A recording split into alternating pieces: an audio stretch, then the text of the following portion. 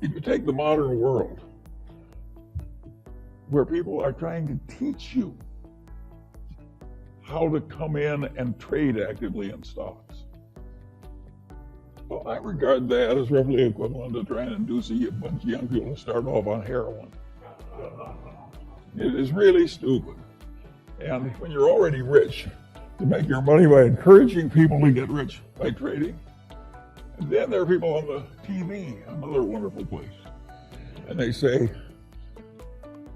I have this book that will teach you how to make 300% a year. And all you have to do is pay for shipping, and I'm going to mail it to you. How likely is it that a person who had suddenly found a way to make 300% a year would be trying to sell books on the internet to you?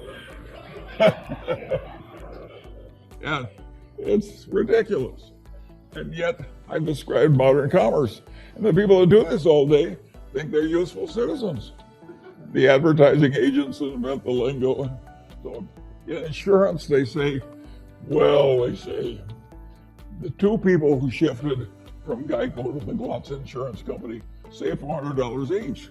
But they don't tell you there are only two such people in the whole United States, and they were both nuts. But they mislead you on purpose. And I get tired of it. And I don't think it's right that we deliberately mislead people as much as we do. Let me tell you another story that I think is an interesting one about the modern life. But this goes back to a different time. And this man has this wonderful horse. And it's just a marvelous horse. It's got an easy gait and good looking and everything. It just works wonderfully. But also occasionally just gets so he's dangerous and vicious and causes enormous damage and trouble and breaks arms and legs for his rider and so on. And he goes to the vet and says, what can I do about this horse? And the vet says, that's a very easy problem and I'm glad to help you. Just what should I do? And the man says, the next time your horse is behaving well, sell it.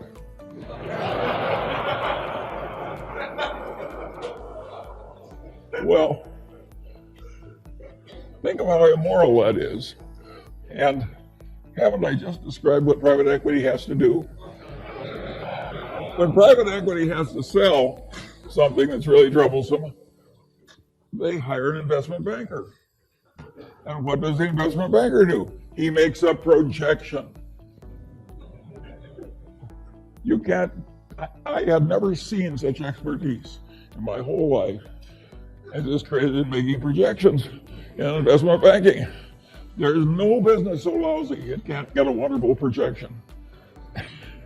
And is that a great way to make a living, to have phony projections and use it to make money out of people you look right into the eyes of?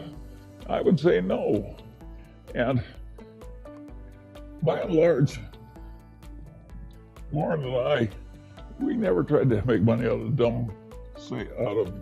stupidity of our dumb buyers. We tried to make money by buying. And if we were selling horse shit, we didn't want to pretend it was a cure for arthritis. And I think it's better to go through life our way instead of theirs. And I think it's always been this way. I think there's always been chicanery. Think of the carnivals, the carny operator. Think how much trickery there is in a carny operation. And people just seek out the weaknesses of their fellow man and take advantage.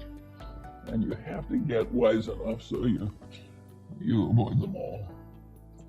And you can't avoid them if they're in your family. I have no solution to that one. But where you have a fair choice, there's just so many people that should be avoided. My father had this best friend and client, and he also had this other client who was a big blowhard, and he was always working for the big blowhard, and he wasn't ever working for his wonderful client whom I admired. And I said, why do you do this? And he said, Charlie, you idiot. He says, the big blowhard is an endless source of legal troubles. He's always in trouble, overreaching and misbehaving and so forth. Whereas Grant McFadden treats everybody right, the employees, the customers, everything. He gets involved with some psychotic. He walks over there and makes a graceful exit immediately. So a man like that doesn't need a lawyer. And my father was trying to teach me something, and it really worked. I spent my whole life trying to be like Grant McFadden, and I want to tell you, it works. It really works. Peter Coffin is always telling me if the crooks only knew how much money you could make by being honest, they'd all behave differently. Warren has a wonderful saying I like. He says, you take the high road, it's never crowded.